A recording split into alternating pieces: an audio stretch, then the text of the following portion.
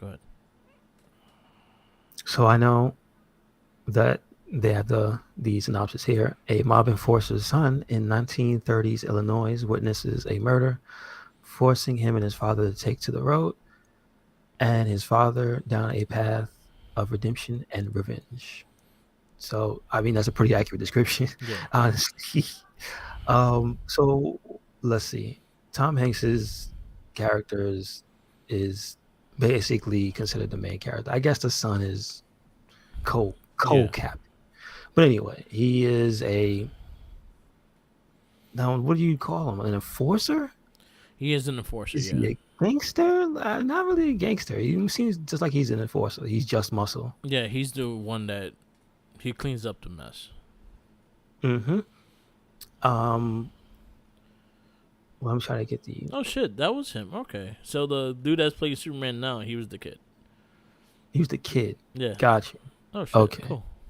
got you. Um, now the father. We didn't get the father because of the weird order of the. The father was John Rooney. The father died. Oh, Paul Newman. Yeah, There we Paul go. Newman. Paul Newman. So Paul Newman's character is like the Don, Yeah. basically of their side. He's like the gangster. This is like since the 30s. This is literally Al Capone time, I believe it is, because Yes. they mention him in Chicago. They drive to Chicago later Yeah. on. So this is that time period specifically, that world, if you will, Yeah. of gangsters and American uh, mobsters and whatnot. So Paul Newman's character, for where they are, he's the top man, and his son, which you're introduced to very early, Daniel Craig, would be next in line, but he is a little bit unhinged. Yeah. Actually, a lot of bit unhinged. And so they give you a little bit of the Tom Hanks's family life in the beginning. So you get to see he has a wife and two kids, and you can see like it comes into the story later, but you see there's a little bit of difference between how he treats one kid and the other one. Uh, but he says it's subconscious. But they just show you little things that will come back. So for that part, I do give this movie credit for building up upon itself Yeah. from the very beginning. Like it doesn't waste too much. I'm like, all Yeah. right.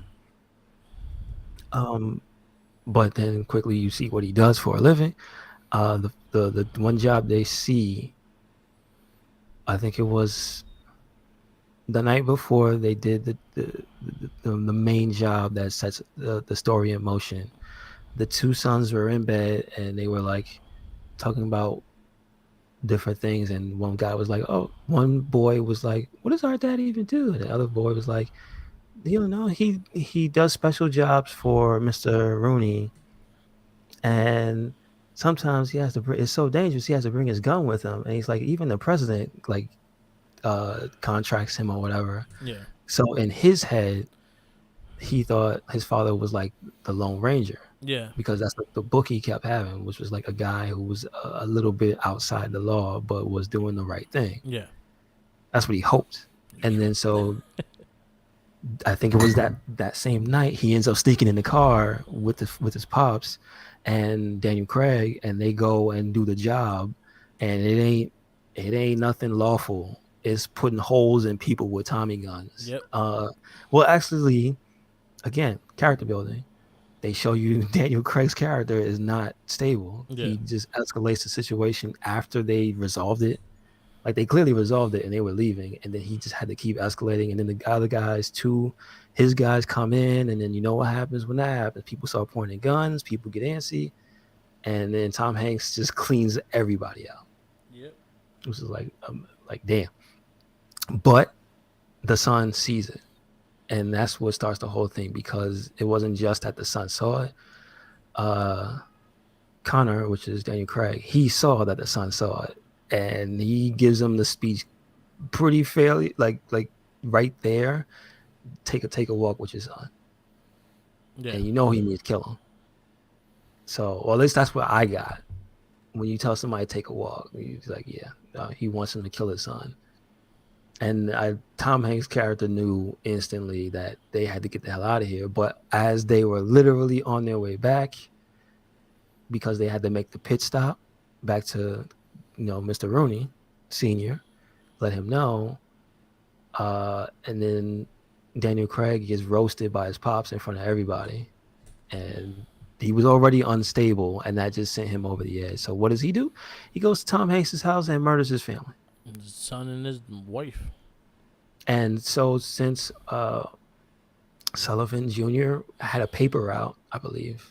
Well, it wasn't a paper route; it was a delivery route because he would seem like he would pick up different things, and so because he had something to do, he wasn't home.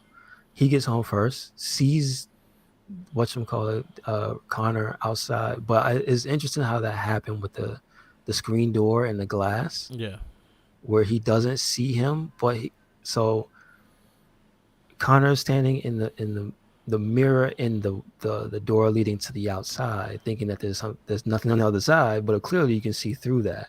So he's cleaning his face because he has blood on it because he just shot a woman and a kid, and he's leaving. But the Sullivan Jr. sees him dead ass to rights and knows what happened and goes inside and finds his mom and his brother dead. And then Tom Hanks comes in, finds it, and that starts the whole journey of them trying to get safe.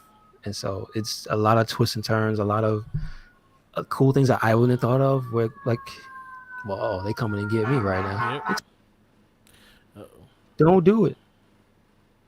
So there was a clever plot where they planned to steal Al Capone's money, like some type of Robin Hood thing, to start a bigger deal because he couldn't get help from the one guy he did go to because he was also in league with the guy who basically is not put the hit out. That's the thing. But later on, he basically gives the word, yeah, you got to kill him. So he has no allies is basically what to say. And then you see how bad it is, whereas they can't even call their family relatives because the phone is bugged. Like it's ridiculous for that time too. It's like, damn, all right. So it's a lot. Yeah. It's a lot. There's a lot of good stuff, but it was a really good movie. Really compelling story too. Mm-hmm. Really well acted. I give you credit. Very good acting. Yeah, I gotta give you credit. That's true. So good child actor. Good child actor. He wasn't annoying. And also, I also like in the end, you realize that this was being told from the kid's perspective. So he is the main character. Yes. Because like I said, I guess he's a teenager or whatever, and he's retelling the story. And so like I was like, oh wow, that was interesting. And also the framing I told you the framing of the last two kills. Yeah. When Tom Hanks shoots Daniel Craig's character in the bathtub, and I'm like, damn, that was sick. Yeah. And then at the actual end when the assassin catches up with him and shoots him in the back, and his whole thing is he takes pictures of the people as they're dying. It's like, and the son shows up with the gun, but he can't because there's a lot to the story, and it all like it's like none of it's overblown because it's like it earned its way towards that ending. Like I didn't feel like that was stupid. Yeah. You know what I mean? I agree. So everything made sense. So where are you gonna give it? I'm gonna give it a 4. I'm gonna give it a 4. Like I could definitely recommend anybody who hasn't seen this movie. Yeah, you should watch it. Like I was kind of on the fence because of the subject matter. Yeah. But yeah, I'm like, being a lot better. A good movie is a good movie. So is it over Road to From Hell or Underneath? No, it's over. It's over. I like this one. Perdition and 4. Please tell me why Velma has a super call and call the cops. It's messed up. Goddamn Karen. Why she gotta be a Karen for? Come on. I'm giving it a 4 as well, and it made my number 2, so I'll keep that there. It was a really good movie. I watched it the same day, and I actually really enjoyed it. I was like, oh wow, this was actually really good. So, and it was a different pace of movie that we're usually watching. So, we bring in the dramas now, so that's good. Our next week's movie. Oh, so our top 10 right now. The only thing different is Road to Perdition is number 2 for me, and it's number 3 for you. Everything else is pretty much on point. So my number 1 is Pootie Tang. Number 2 is Road Petition. 3 is Blade 2. 4 is From Hell. 5 is Unbreakable. 6 is Ghost World. 7 is Josie and the Pussycats. 8 is Monkey Bone. 9 is X-Men. And 10 is Men in Black 2. And yours is Pootie Tang 1, Blade 2 2, Road to Petition 3, From Hell 4, Unbreakable 5, Ghost World 6, Josie and the Pussycat 7, Monkey Bone 8, Men in Black 2 9, and X-Men is your last movie. Next week, it's a big hitter. It's a big one. Spider-Man 2002. Yes, sir. And then after that, the following week is Daredevil. Then we go to American Splendor, Bulletproof Monk, Hulk 2003, X-Men 2, X-Men United, and Underworld. Oh, no, Hulk. No, Hulk. I'm going to have trouble staying awake for that one. I fell asleep in the movies. I fell asleep. Yeah, I just fell asleep in the movies too. Oh, that man. Hulk is bad. It's just so boring. Yeah, it was not a good movie. It's not even that it's too whack or badly acted. It's just boring. Yep. It's on that list though. All right. That might take X-Men's place. I mean, it deserves to. But X-Men is like my book. All right. So wrap this up. Yes, sir. Yes, sir. Thank you for listening to another episode of the It Gets Better, I Swear podcast. Make sure you check us out anywhere and everywhere. Recyclone 8. That is Twitter, Tumblr, and Instagram. That is YouTube. That is SoundCloud and Spotify. And we have a WordPress. Yep. Where you at, Merc? Follow me on Instagram, Tumblr, Twitter, YouTube, SoundCloud, and Twitch, all Merc with the mic.